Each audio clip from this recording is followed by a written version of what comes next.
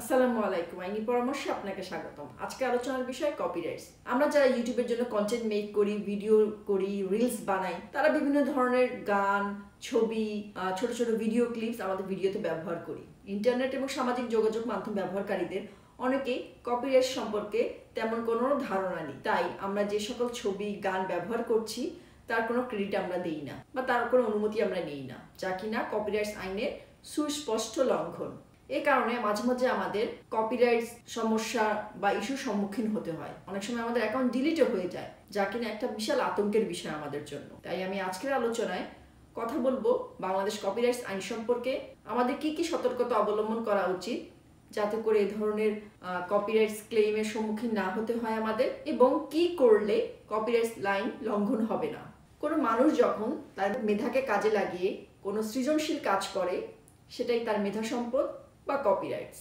কোনো ব্যক্তির লেখা বই, নাটক, কবিতা, সঙ্গীত, চলচ্চিত্র, photograph, video, cartoon, animation, painting এসব কিছুই সৃজনশীল কাজ। যে ব্যক্তি ছবিটি তুলেছেন কিংবা ভিডিওটি ধারণ করেছেন, সঙ্গীত রচনা করেছেন, তিনি এর মালিক, অন্য কেউ নয়। ফেসবুক বা ইউটিউব সবসময় নিজের তোলা ছবি, ভিডিও আপলোড করার পরামর্শ দেয় যাতে কপিরাইটস লঙ্ঘন না হয়। আপনি যখন অন্যের তোলা ছবি, গান, ভিডিও আপনার কন্টেন্টে ব্যবহার করবেন, তার প্রকৃত মালিক যদি আপনার বিরুদ্ধে সামাজিক যোগাযোগ মাধ্যম বা ডিজিটাল প্ল্যাটফর্মে কোনো রকম অভিযোগ তোলে, সেক্ষেত্রে অভিযোগের ভিত্তিতে বিষয়টি নিশ্চিত হলে তা সরিয়ে দেওয়া হবে, অথবা আপনার চ্যানেলে কপিরাইটস ক্লেইম, কপিরাইট স্ট্রাইক বা কন্টেন্ট আইডি ক্লেইমও আসতে পারে। এর ফলে আপনার মনিটাইজেশন হবে না, এবং বেশিবার যদি কপিরাইট স্ট্রাইক আসে, সেক্ষেত্রে আপনার অ্যাকাউন্টটি বা চ্যানেলটি ডিলিট করে দেওয়া হতে পারে।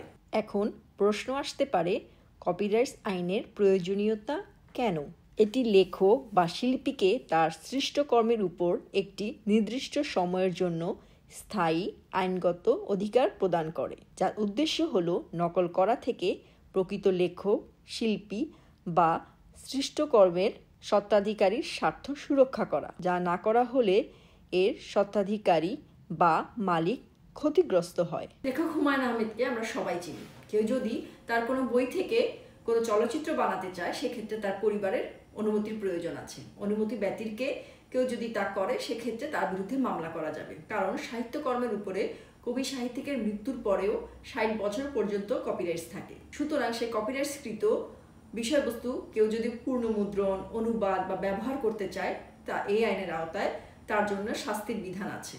যদি কেউ কপিরাইট মালিক বা বোর্ডের অনুমতি ছাড়া বা শর্ত ভঙ্গ করে কোনো কাজ করেন যা কপিরাইট মালিকের একচেটিয়া অধিকারভুক্ত, তাহলে তা কপিরাইট লঙ্ঘন হিসেবে গণ্য হবে।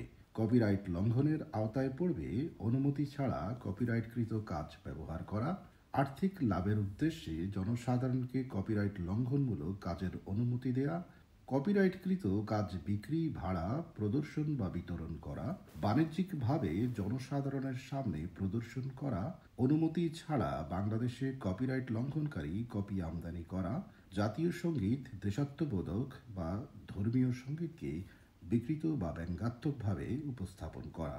1974 সালে প্রথম কপিরাইটস আইন আসে। এরপর তথ্য প্রযুক্তি বিজ্ঞানের ব্যাপক সম্প্রসারণ ঘটে। আমরা পরিচিত হই সিডি, মোবাইল, ল্যাপটপের সাথে। এর ফলে সৃষ্টিশীলতা এবং কপিরাইটসের পুরোপুরি ধারণাটাই বদলে যায়। তাই 2000 সালে নতুন করে কপিরাইটস আইন প্রণয়ন হয়। পুনরায় 2023 সালে একটি যুগোপযোগী কপিরাইটস আইন প্রণয়ন হয়। 2023 সালের কপিরাইটস আইনে শাস্তি বৃদ্ধি করা হয়েছে কপিরাইটস লঙ্ঘনের ক্ষেত্রে। এখানে শাস্তি আরো কঠোরতম করা হয়েছে এবং অর্থদণ্ডের পাশাপাশি কারাদণ্ডেরও বিধান রাখা হয়েছে। এছাড়া ডিজিটাল যুগে কপিরাইটস লঙ্ঘনের ঘটনাও বৃদ্ধি পেয়েছে। তাই ডিজিটাল সৃজনশীল কাজকে সুরক্ষা প্রদানের জন্য এই নতুন আইনে বেশ কিছু বিধান রাখা হয়েছে। এই নতুন আইনে কপিরাইটস নিবন্ধনকেও অনেক সহজতর করা হয়েছে। এখন অনলাইনে রেজিস্ট্রেশন করে যে কেউ তার নিজের সৃজনশীল কাজকে সুরক্ষিত রাখতে পারবে। 2023 সালের কপিরাইটস আইনে সদ্ব্যবহার বা ন্যায্য ব্যবহারের ক্ষেত্রে উল্লেখযোগ্য পরিবর্তন আনা হয়েছে। 2023 সালের কপিরাইটস আইন অনুযায়ী সদ্ব্যবহার বলতে কপিরাইট সুরক্ষিত কোনো কর্মের অনুমতি ছাড়া নির্দোষ বাণিজ্যিক ব্যবহারকে বোঝানো হয়, যেমন শিক্ষামূলক উদ্দেশ্যে সমালোচনা, পর্যালোচনা বা গবেষণার জন্য সৃষ্টিশীল কাজের কিছু অংশ ব্যবহারের ক্ষেত্রে সুস্পষ্ট নির্দেশনা প্রদান করা হয়েছে। 2023 সালের আইন অনুযায়ী কপিরাইট লঙ্ঘন হবে না এমন কিছু সুনির্দিষ্ট ব্যতিক্রমধর্মী ক্ষেত্র আছে যেখানে কপিরাইটকৃত বিষয়বস্তুর সীমিত ব্যবহারের অনুমতি দেয়। শিক্ষামূলক উদ্দেশ্য, শিক্ষা বা পাঠদানের উদ্দেশ্যে যদি কপিরাইটকৃত বিষয়বস্তুর কিছু অংশ ব্যবহার করা হয় সেক্ষেত্রে সেটা কপিরাইটের লঙ্ঘন হবে না। একটি ক্লাসরুমে একজন শিক্ষক তার বইয়ের কিছু অংশ কোড করে স্টুডেন্টদেরকে পড়ালো বা সেটা প্রিন্ট করে স্টুডেন্টদের মধ্যে বিতরণ করলো, সেটা কপিরাইট লঙ্ঘন হবে না। এছাড়া আরও আছে সমালোচনা বা পর্যালোচনা। কোনো বই, সিনেমা, গান বা অন্যান্য কপিরাইটকৃত কাজ এর পর্যালোচনা সমালোচনার জন্য তার কিছু অংশ ব্যবহার করলে সেটা বৈধ হতে পারে।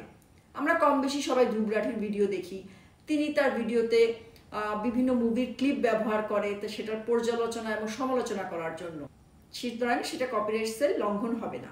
এছাড়া আরও আছে সংবাদ প্রকাশ বা প্রতিবেদন। আমরা যারা নিয়মিত সংবাদ দেখে থাকি, টেলিভিশনে দেখি, তারা ছোট ছোট ভিডিও ক্লিপ ব্যবহার করে তাদের সংবাদে, সুতরাং সেটা সীমিত ব্যবহার হয় এবং মানুষকে জানানোর জন্য, সুতরাং সেটাও কপিরাইট আইনের লঙ্ঘন হবে না। গবেষণার ক্ষেত্রে অন্যের সৃষ্টিশীল কাজকে ব্যবহার করা যাবে, কিন্তু শর্ত আছে, সে ব্যবহারটি সদ্ব্যবহার হতে হবে এবং তা মূল কাজের বাণিজ্যিক মূল্য বা বাজারে প্রভাব ফেলতে পারবে না। এছাড়া আরও আছে যদি সাহিত্য, নাট্য, সঙ্গীত বা শিল্পকর্মের পুনরুৎপাদন, অভিযোজন, শব্দধ্বনি রেকর্ডিং, প্রচার, সম্প্রচার, প্রদর্শন, প্রকাশন বা সদ্ব্যবহার করা হয় কিংবা অন্য যে কোনো ভাষায় অনুবাদ তৈরি বা প্রকাশনা করা হয় তাহলে তা কপিরাইট লঙ্ঘিত হবে না। দৃষ্টি প্রতিবন্ধীদের পাঠ বা ব্যবহার উপযোগী ব্রেইল বা বিশেষ বিন্যাস তৈরি এবং তা অলাভজনক ভিত্তিতে বিতরণ করলেও কপিরাইট লঙ্ঘিত হবে না।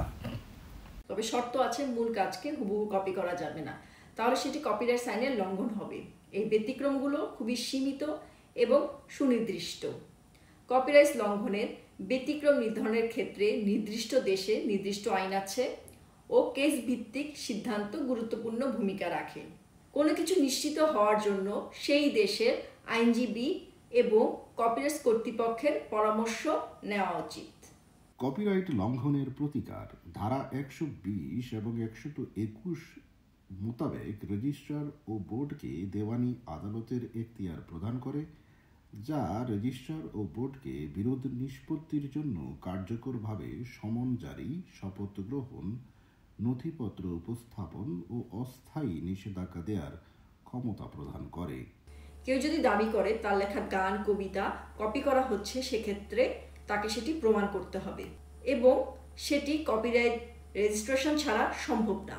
তাই এই আইনের আওতায় প্রতিকার পেতে হলে সেই ব্যক্তিকে যত দ্রুত সম্ভব তার মেধা সম্পত্তি কপিরাইটস আইনের আওতায় রেজিস্ট্রেশন করতে হবে। বাংলাদেশে কপিরাইট রেজিস্ট্রেশন অফিস আছে। এটি একটি আধা বিচার বিভাগীয় প্রতিষ্ঠান, সুতরাং কপিরাইট লঙ্ঘন হলে কেউ এই অফিসে গিয়ে অভিযোগ দাখিল করতে পারবেন। কপিরাইট লঙ্ঘনজনিত অপরাধ দেখা দিলে জেলা জজ আদালতে ক্ষতিপূরণ ও নিষেধাজ্ঞার প্রতিকার চাওয়া যাবে। কপিরাইট নিবন্ধন সনদ আদালতে মূল দলিল বা সাক্ষ্য হিসেবে গ্রহণযোগ্য হবে।